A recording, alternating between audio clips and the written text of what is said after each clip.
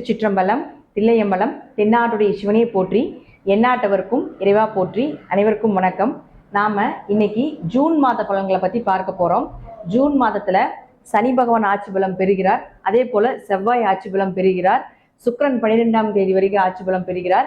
14ஆம் தேதிக்கு மேல புதனும் ஆட்சி பலம் பெறுகிறார். ஆட்சி அப்படின்னா தன்னுடைய சொந்த வீட்டுல பலமா இருந்து எல்லாருக்கும் பலனை 100% கொடுக்க போறாங்க அப்படிங்கிற அமைப்பு. சனி பகவான் மட்டும் இந்த மாதம் 29ஆம் தேதி வக்ரமாகிறார். நவம்பர் மாதம் 15ஆம் தேதி வரைக்கும் சனி வக்ர பதிவை நாம் அடுத்து வரக்கூடிய வீடியோல பார்க்கலாம். சனி வக்ரம் ஆகிறது அப்படின்னா முன்னோக்கி வருகிறார் அப்படிங்கிறது அமைப்பு. முன்னோக்கி வருகிறார் அப்படிங்கிறது தான் மகர வீட்டுக்கு மறுபடியும் சனி என்ட்ரி ஆக போகிறார். அப்போ ஒவ்வொரு ராசிக்கும் என்ன பண்ணுவார் அப்படிங்கிறத நம்ம முழுமையா பார்க்கலாம். கடக ராசிக்குண்டான ஜூன் மாத பலன்களை பத்தி பார்க்கலாம். கடக ராசிக்கு அஷ்டமச்சனி நடந்துட்டு இருந்துச்சு. இப்போ குரு வந்ததுக்கு அப்புறம் பார்த்துட்டீங்கன்னா ஓரளவுக்கு மருந்தாக செயல்படும் அப்படிங்கிறதுல மாற்றம் இல்லை. இந்த 1 வருட காலங்கள் குரு பகவான் அங்கதான் இருப்பார்.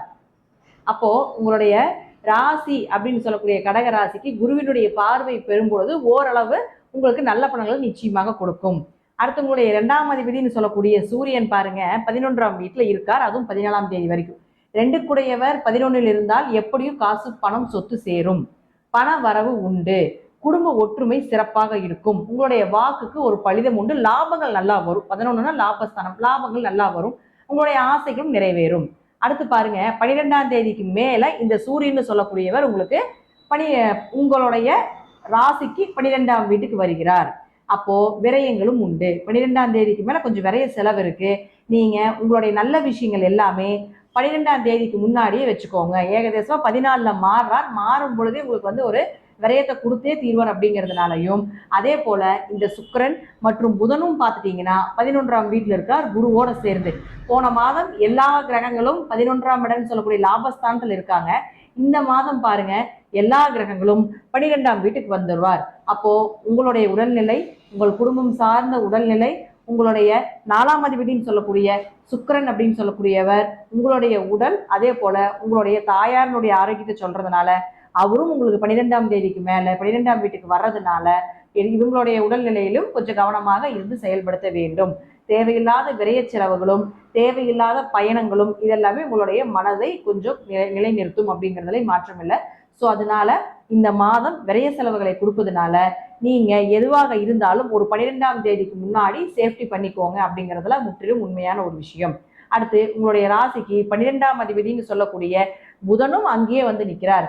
பொதுவா நம்ம 12 மறைவு ஸ்தானம் சொல்றோம். அது ஒரு வகையான நெகட்டிவாக இருந்தாலும் கூட 12ஆம் இடம் அப்படிங்கிறது உங்களுடைய ஜாக்பாட், திடீர் பணவரவை சொல்லக்கூடிய ஒரு இடம்.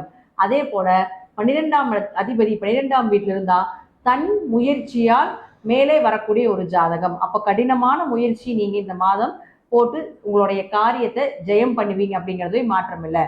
12ஆம் இடம் அப்படிங்கிறது பார்த்துட்டீங்கன்னா வெளியூர் வெளிநாடுக்கு சிறப்பான ஒரு இடமா இருக்கிறதுனால யாராவது வெளியூர் வெளிநாடு பயணங்கள் போலான் இருக்கீங்கன்னா நீங்க இந்த மாதம் 12ஆம் தேதிக்கு மேல மூவ் பண்ணுங்க.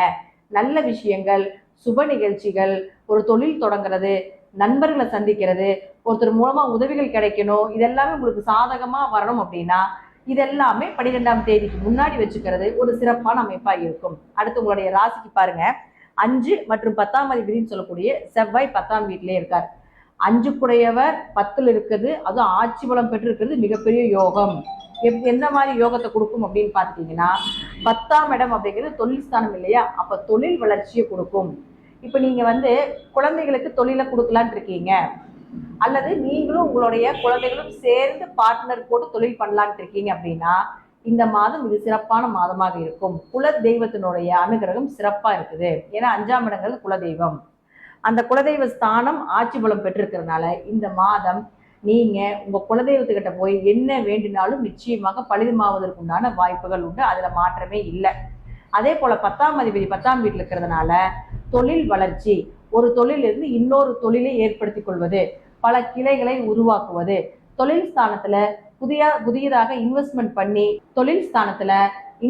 பண்ணி நீங்க இன்னும் உங்களுடைய தொழில் வளர்ச்சியை அதிகப்படுத்துவதற்குண்டான வாய்ப்பையும் நிச்சயமாக இந்த செவ்வாய் பகவான் ஏற்படுத்தி கொடுப்பார். அது அப்படிங்கிறதுல மாற்றம் இல்லை. அடுத்து நம்ம குரு பயிற்சி சொல்லியிருப்போம். அதே போல சனி பயிற்சி சொல்லியிருப்போம்.